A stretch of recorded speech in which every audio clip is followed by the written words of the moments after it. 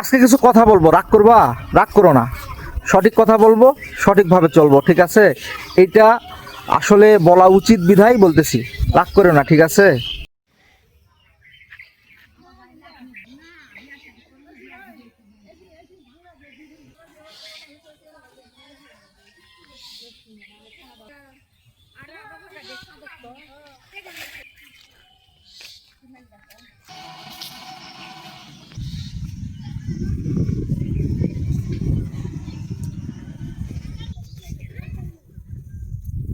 একদিনের পোষা এলো।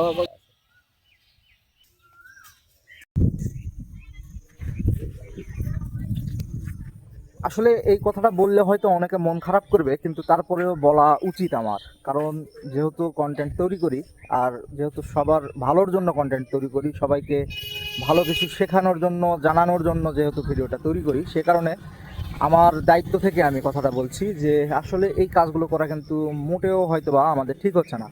কারণ সরকার যথেষ্ট চেষ্টা করে আমাদের উন্নত রাখার এবং আমাদের ভালো রাখার, কিন্তু আমরা নিজেরাই কিন্তু সেটা ভালো থাকতে বা ভালো রাখতে চাই না।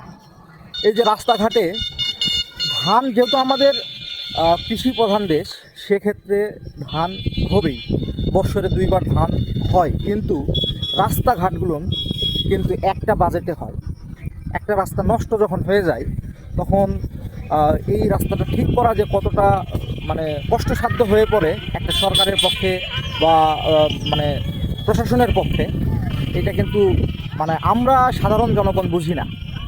আমরা তো শুধু এই ধান শুধু বাড়িতে নিয়ে যাব, আর এই ধানের যে খ্যারগুলো আছে এগুলো কিন্তু আমরা রাস্তাঘাটে মনে করেন যে লেড়ে দিব। তো এখন এই যে রাস্তাঘাটে খ্যারগুলো লেড়ে দিচ্ছি, এই কারণে কিন্তু মোটামুটি যে বৃষ্টির পানিতে এই রাস্তাগুলোর কতটা ক্ষতি হচ্ছে, এটা কিন্তু একমাত্র মানে সরকারের লোকজন যারা, তারাই বুঝতেছে, কিন্তু তারা এটার কোনো পদক্ষেপ নিতে পারতেছে না।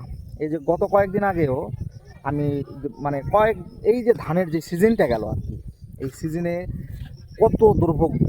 কারণ রাস্তার মাঝখানে মনে করেন যে ধান পিটা মেশিনগুলা দিয়ে কিন্তু ধান পিটছে, অনেক লোকজনের ক্ষয়ক্ষতি হয়েছে। সেই সাথে যারা মোটরসাইকেল চালাচ্ছিল বা যানবাহন চালাচ্ছিল তাদেরও কিন্তু মোটামুটি অনেক ক্ষয়ক্ষতি হয়েছে। কিন্তু তারপরেও এই পরিবেশ পরিস্থিতি কিন্তু আছেই। এখন হয়তোবা আমাদের জনগণ যারা আছে, আমাদের লোকজন যারা আছে, তারা হয়তোবা মন খারাপ করবে আমার উপরে অনেকে, যে না ভাই তাহলে আমরা কোথায় এই খেয়াল্লারে দেবো। ভাই ভাই একটু বুদ্ধি করলে কিন্তু আপনারা এটা করতে পারেন, ঠিক আছে? একটু যদি বুদ্ধি করেন তাহলে এই খ্যারটা কিন্তু ভালোভাবে লেড়ে দেওয়া যায়, ঠিক আছে? এই খ্যারের যে ব্যাপারগুলো আছে, এগুলো কিন্তু আসলে রাস্তাঘাট নষ্ট করে ভাই। রাগ করলেন?